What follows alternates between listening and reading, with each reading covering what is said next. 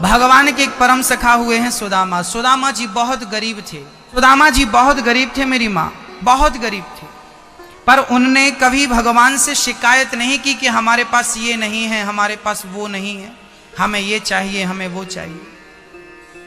कभी शिकायत नहीं। गरीबी में अपना जीवन गुजार रहे थे सुदामा जी। भगवान का चिंतन नित्य करते थे, भगवान को याद रोज करते थे। घर पे चूल्हा जले या ना जले, बस भगवान को याद करना सुदामा जी नहीं भूलते थे।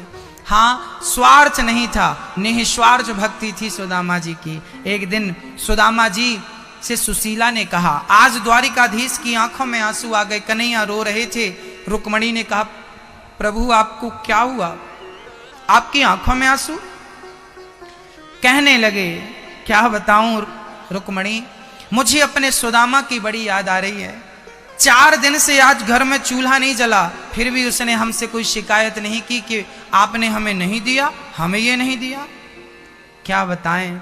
रुक्मणी जी हंसने लगी। रुक्मणी, आप हंस क्यों रही हैं?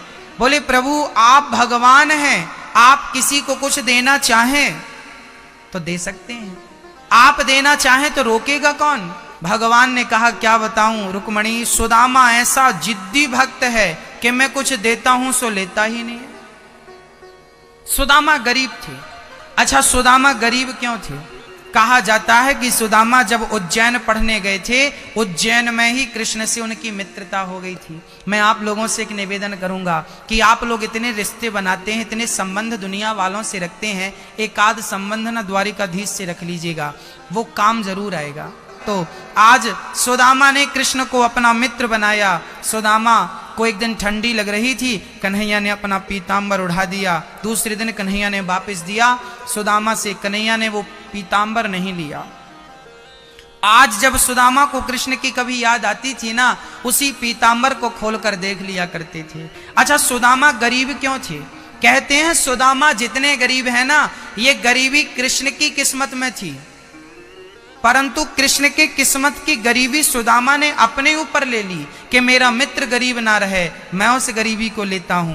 क्या हुआ था कि एक बार जब गुरु के घर पर सुदामा और कृष्ण थे, तब वहां पर सांदीपनी जी के यहाँ एक बूढ़ी माँ उज्जैन महाकाल मंदिर में भीख मांगती थी। एक बूढ़ी माँ, आज दिन भर में उसे भीख में 1 मुट्ठी चने उससे मिले थे।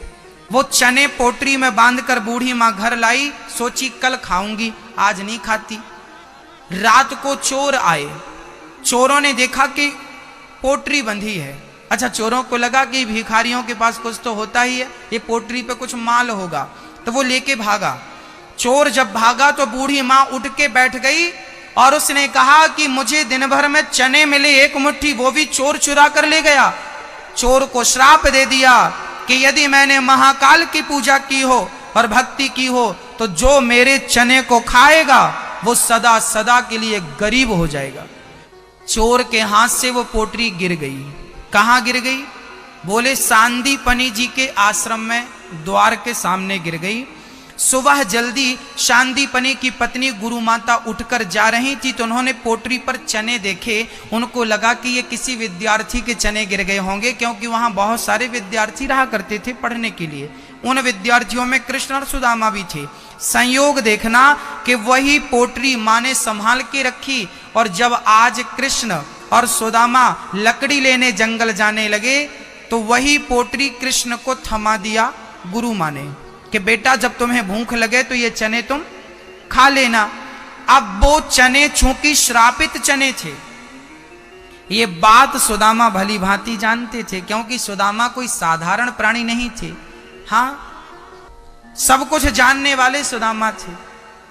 आज वो चने सुदामा ने देखे कि कृष्ण खाएगा, कहीं ये जीवन भर के लिए गरीब ना हो जाए, इसलिए कृष्ण के चने सुदामा खाने लगे। सुदामा चने खाने लगे। कुछ लोग कहते हैं कृष्ण के चने चुराकर खा लिया सुदामा ने, इसलिए गरीब हो गए। अरे भाई, सुदामा ने चने खाए जरूर थे, पर खाने के पीछे उद्देश्य चोरी नहीं थी। उद्देश्य तो ये था कि मैं गरीब बनूं तो बनूं, मेरा मित्र गरीब ना हो। यह मित्रता सुदामा की थी। आज सुदामा उस श्रापित चनों को खाने के कारण गरीब हो गए, पर कभी शिकायत नहीं की। ऐसी विषम परिस्थिति में भी सुदामा ने कभी भगवान को भुलाया नहीं। सुदामा सदा भगवान का चिंतन करते रहते हैं। स्थितियां सम हो या विषम हो, आपकी स्थिति परिस्थिति अनुकूल हो प्रतिकूल हो, कोई बात नहीं, किसी भी हाल में ईश्वर का धन्यवाद देना मत छोड़िएगा। कई लोग ना शिकायत करते रहते हैं, भगवान ने ये नहीं दिया, भगवान ने वो नहीं दिया, भगवान ने ये नहीं दिया। अच्छा एक बात बताओ मेरी माँ, यहाँ जितने लोग बैठे हैं, ये बताओ कि जो लोग जन्म से ही